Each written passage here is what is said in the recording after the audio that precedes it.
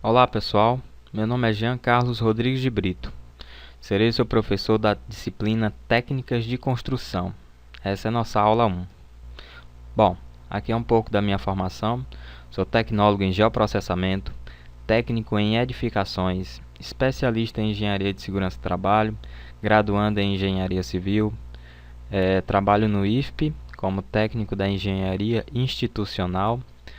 Fui tutor do curso técnico em segurança do trabalho, também no IFP, na modalidade ensino à distância. Conselheiro do CREA Piauí, segundo ano de mandato. Instrutor do Projove por 2 anos. Instrutor do Senai no curso de azulejista. Gerente de fiscalização do CREA Piauí também por 2 anos. Bom, essa é nossa unidade 1. Construção como aplicação de materiais e suas relações com a sustentabilidade ambiental. A história das construções. Desde o início da humanidade, o ser humano buscava abrigo para se proteger do frio, da chuva, e as cavernas eram os primeiros abrigos, né? O homem teve a necessidade de se espalhar pelo mundo e nessa aventura ele desenvolveu técnicas para se abrigar artificialmente. Nasceu assim a construção. Então a gente pode ver aí nesses dois slides, nessas duas fotografias, que o modelo de abrigo que o homem no início ele possuía, né? E com o tempo isso foi se desenvolvendo. E aí a gente chegou no que a gente consegue fazer hoje com a construção, né? O primeiro exemplo aqui do lado esquerdo da tela, você vê aí um estádio de futebol. Para quem não conhece, esse é o Engenhão, no Rio de Janeiro, recentemente construído, né? E do lado direito da tela nós vemos aí a ponte JK, né? Então uma das maravilhas da engenharia aqui no Brasil. Materiais versus a degradação. Os materiais empregados na construção são os mais variáveis: tijolo, cerâmica, aço, cimento, areia. Então todos esses materiais são extraídos da natureza e assim geram um grande impacto ambiental. Outro fator que causa grandes impactos é a geração de energia, justamente pelo alto consumo na extração de matéria-prima. Bom, o entulho gerado na construção é um dos complicadores para a natureza. Todos esses fatores são relevantes, mas vale ressaltar que a construção civil responde por 14% da economia. Então, nós não podemos nos dar o privilégio de acabar com essa prática, né? O que devemos fazer?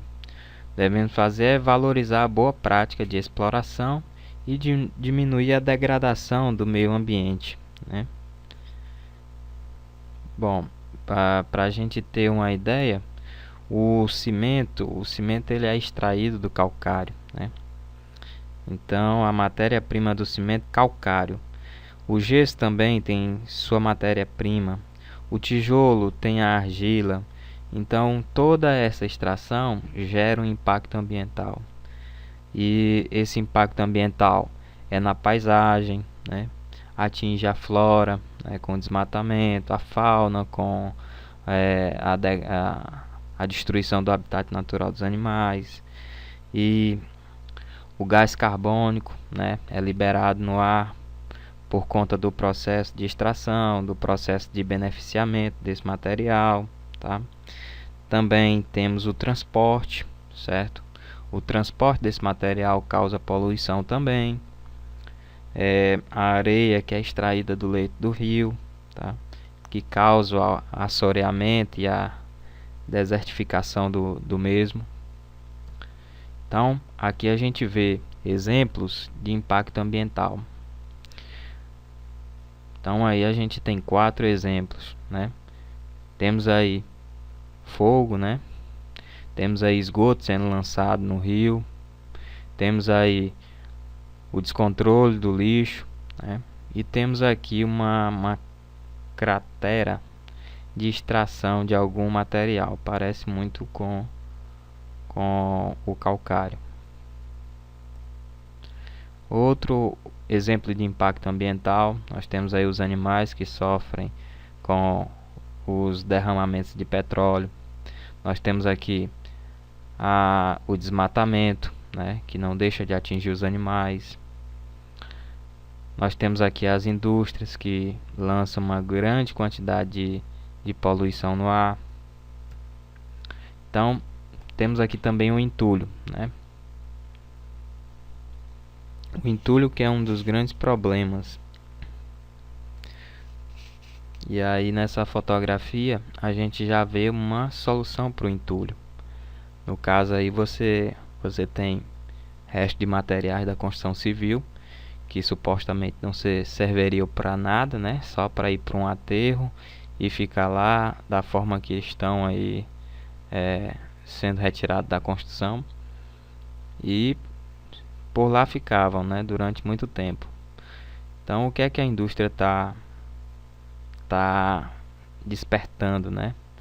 Ela está se despertando para a reciclagem, tá? E nós temos grandes exemplos que estão dando certo. Hoje em dia já existe empresas especializadas em reciclagem de material. Como a gente vê aqui, o mesmo entulho que está na fotografia acima é o entulho que está saindo aqui na fotografia embaixo, que já vai ter algum destino, né? Destino bem diferente do que ele teria se ele tivesse continuado com sua forma de acordo com o que saiu da obra. CONAMA. CONAMA é o Conselho Nacional do Meio Ambiente, órgão consultivo e deliberativo do Sistema Nacional de Meio Ambiente, SISNAMA, criado pela Política Nacional do Meio Ambiente. Qual o objetivo do CONAMA? É diminuir a extração e diminuir a geração de resíduos. Então, o CONAMA tem esses dois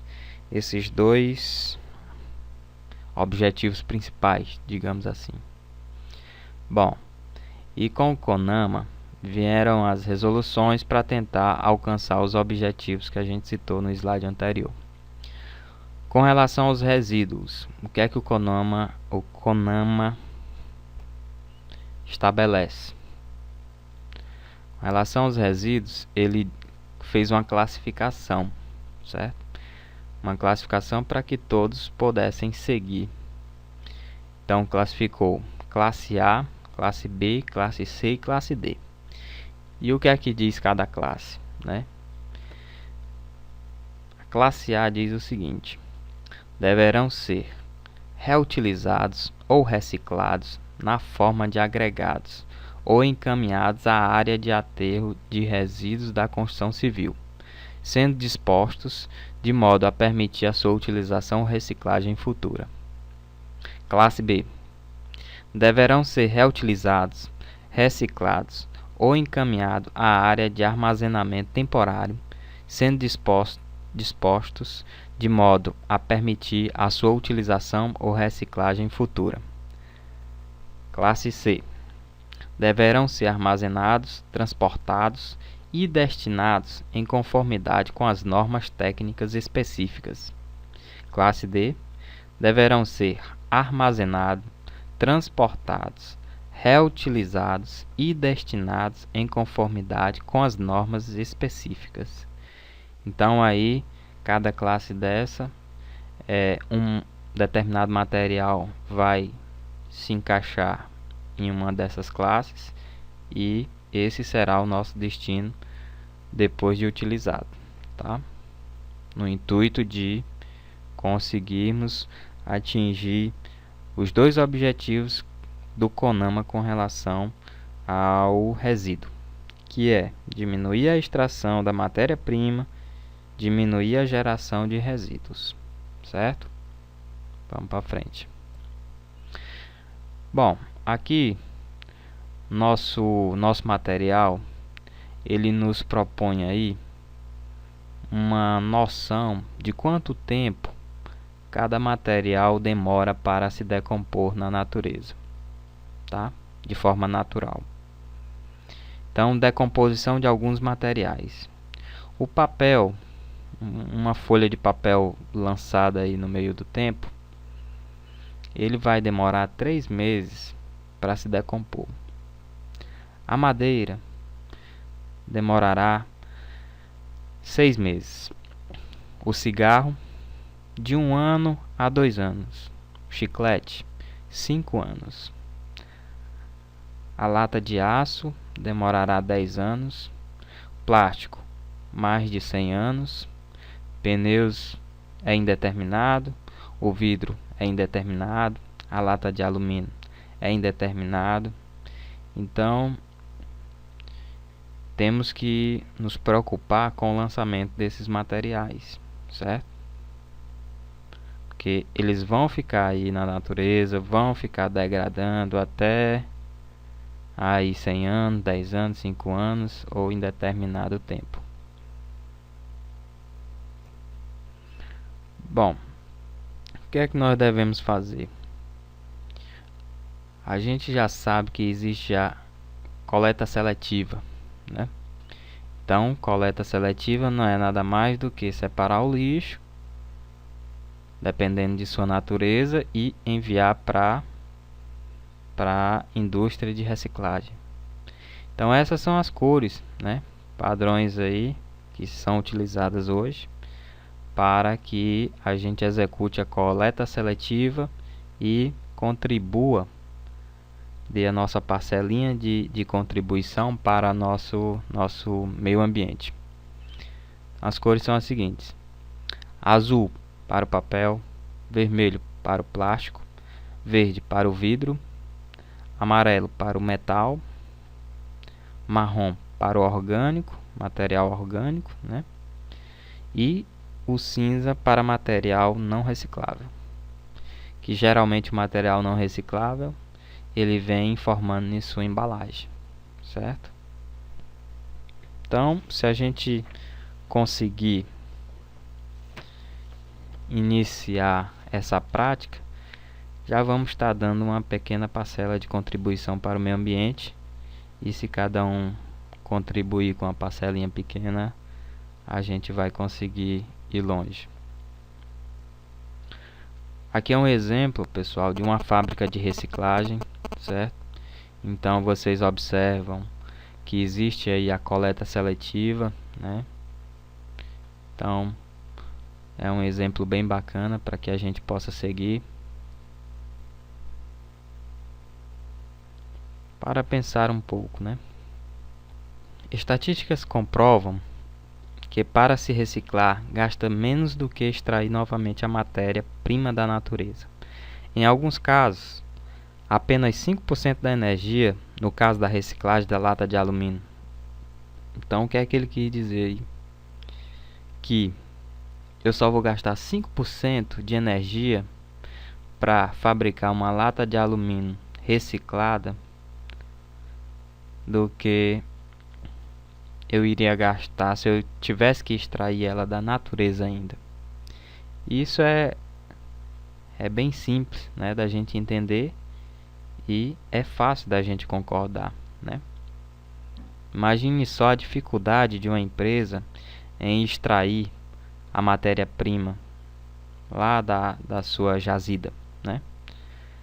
Tem o transporte, tem o maquinário, tem a distância, tem a mão de obra que ele emprega, então, tem toda a insalubridade, todo o risco para o trabalhador. Então, a gente vai estar também pensando na segurança desses trabalhadores quando a gente recicla e não exige que as empresas se lancem na natureza e extraiam mais mineral, né, para que supra a nossa necessidade. Se a gente fizer a nossa parte, a gente vai economizar energia, vai economizar a matéria-prima e vai preservar a natureza. Bom, vamos para frente. Unidade 2. Evolução técnica das construções: passado, presente, história das construções na Europa, na América, pré-colombiana, no Brasil colonial, independente e moderno.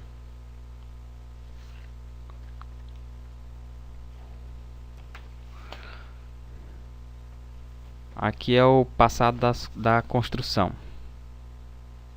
Nós tínhamos aqui o período romântico. Começamos com o período romântico.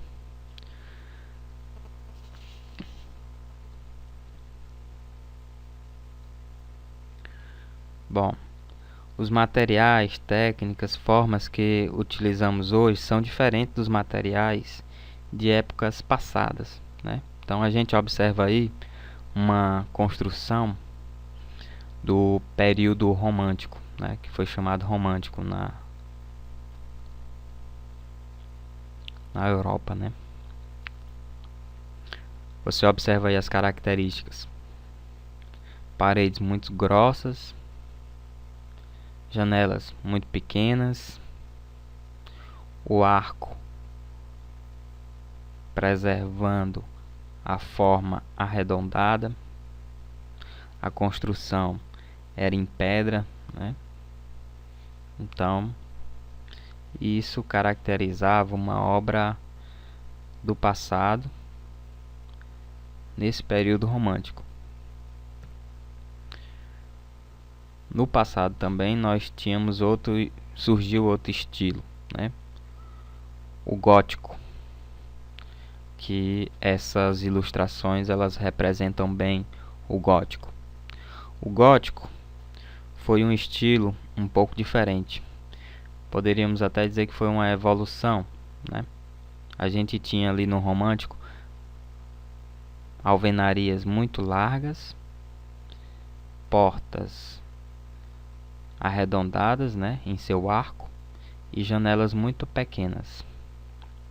Já no gótico, o que foi que nós conseguimos? Conseguimos reduzir a espessura da parede, gastando menos material. Conseguimos aí com esses arcos ampliar o tamanho das janelas consideravelmente, certo?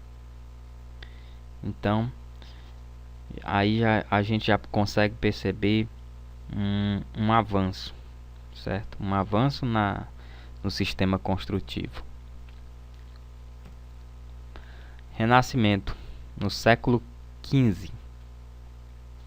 Bom, houve uma renovação nos valores sociais na Europa, que foi denominada de Renascimento, que refletiu na construção também. Então, o Renascimento ele buscava inspiração nas culturas gregas e romanas, né? A cidade se expandiu inteira e a relação de pessoas começou a existir. De lá, a gente vem para Era Moderna. Então a gente chega aqui na América pré-colombiana, onde tinham os maias, astecas, toltecas e os incas.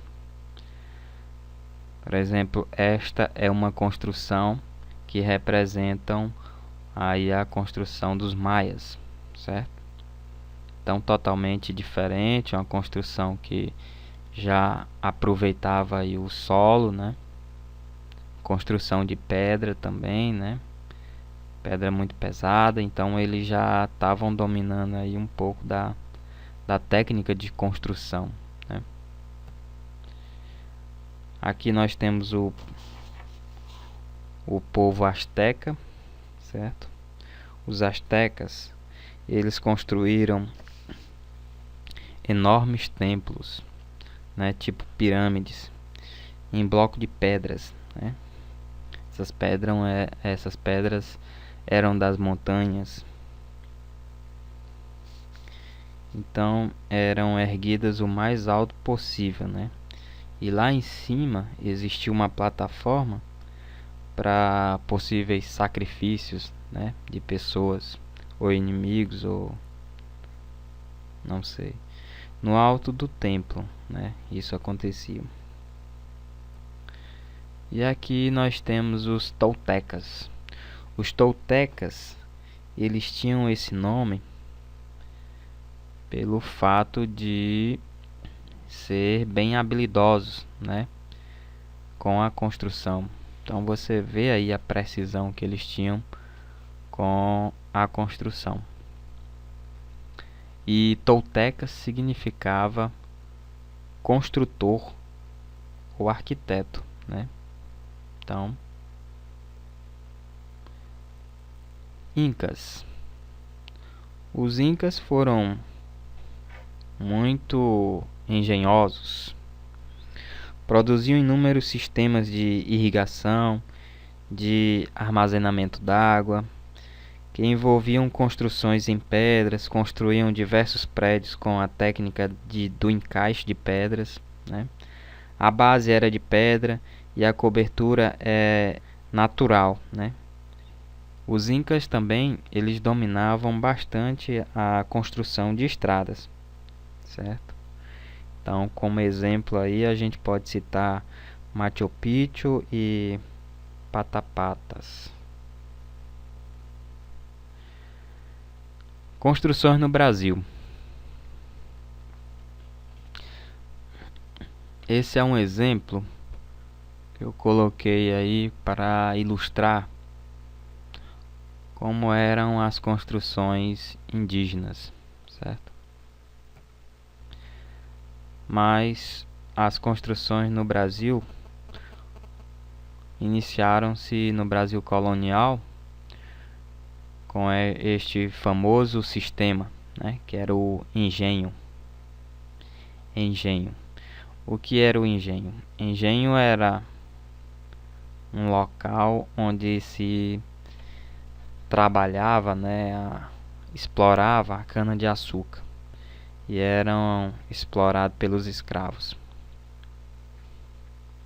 Então, essa ilustração representa bem o que era um engenho e o conjunto das construções em volta ficou denominado de engenho. Então, era uma casa grande, né? Lá no alto a gente pode identificar onde nós tínhamos aqui embaixo propriamente o engenho, onde localizava-se também a senzala, onde os escravos se abrigavam. Lá ao fundo a gente vê uma igreja, né? Então, isto era tudo na mão de uma pessoa só, né? Que era o patriarca. Então, esse foi um modelo de construção no Brasil colonial. O primeiro.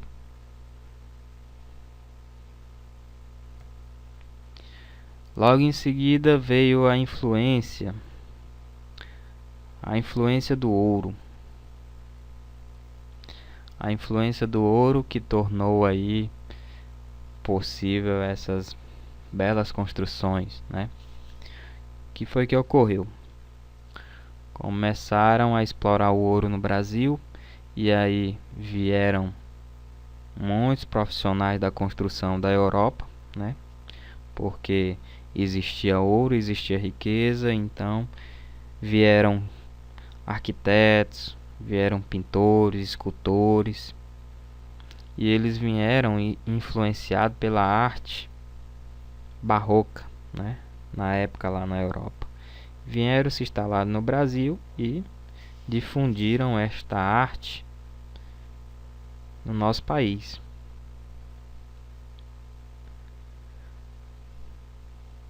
Bom, então esse exemplo é um exemplo que nos traz aí uma perfeita ilustração da época.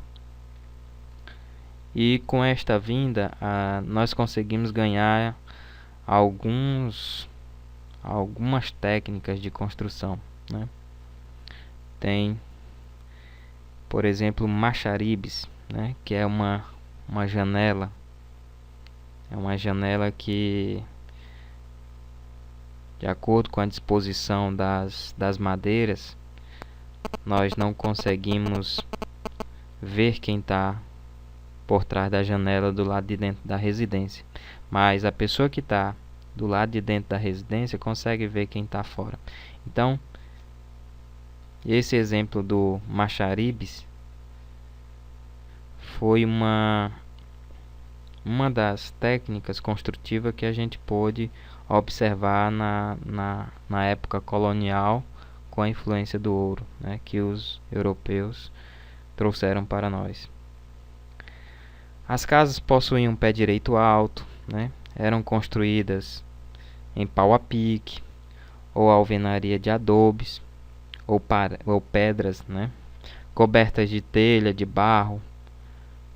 O forro de alvenaria, aliás, o forro de madeira, ventilado por janelas. Lá as janelas eram largas e altas, né?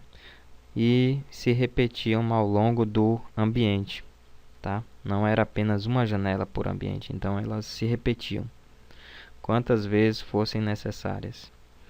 A pedra era muito usada, né, para fazer portais, soleiras. Com o aumento da urbanização, surgiram as casas grandes, né? O espaço foi sendo ocupado e aí as casas grandes começaram a surgir. E então começaram-se também a fazer os sobrados, né, estruturado em madeiras, porque naquela época o concreto não existia.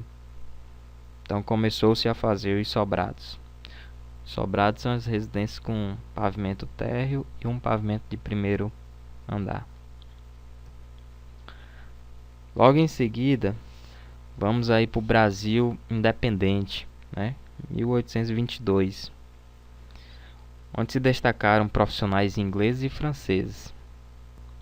Com a estrada de ferro, portos, canais, pontes, teatros, mercados, né?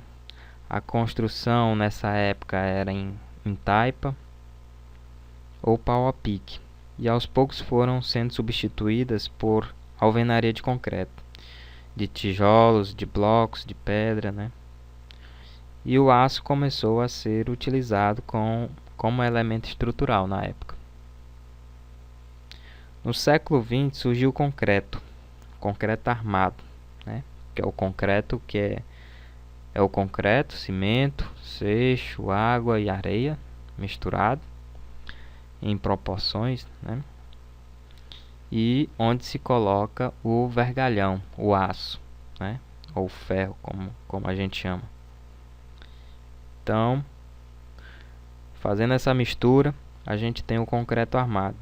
E no século XX foi onde se conseguiu implantar o concreto armado. Então, o que é que acontece? Isso possibilitou a verticalização das cidades. Isso possibilitou também a construção de vãos cada vez maiores, certo? Ou seja, larguras entre pilares cada vez maiores. Então, por isso se deu a verticalização, que seria a construção de prédios, né, com mais de 2 pavimentos. Logo em seguida, do Brasil independente, nós temos aí o nosso Brasil moderno, que é o período que a gente podemos dizer que ainda está aí vivendo, né? Porque a modernidade é isso aí. E isso daí recentemente a gente viu sendo construído. Então, preservou boa parte do barroco, né, e do estilo colonial. E depois disso, percebeu-se que o concreto possibilitava a construção de formas sinuosas, graças ao uso do vergalhão e telas de aço. Então, se executou o que a gente vê aqui nessas ilustrações, com curvas, com estaios, e hoje é a nossa realidade da engenharia, da construção. Então você vê, são belas obras. Das três aí, 3 das 4 são do arquiteto Oscar Niemeyer, na qual essa torre, eu tive a oportunidade de visitá-la, é uma torre digital lá em Brasília. A ponte estaiada em São Paulo. Então, essa é a biblioteca do Rio de Janeiro e ali é em Brasília, a Praça dos Poderes, né?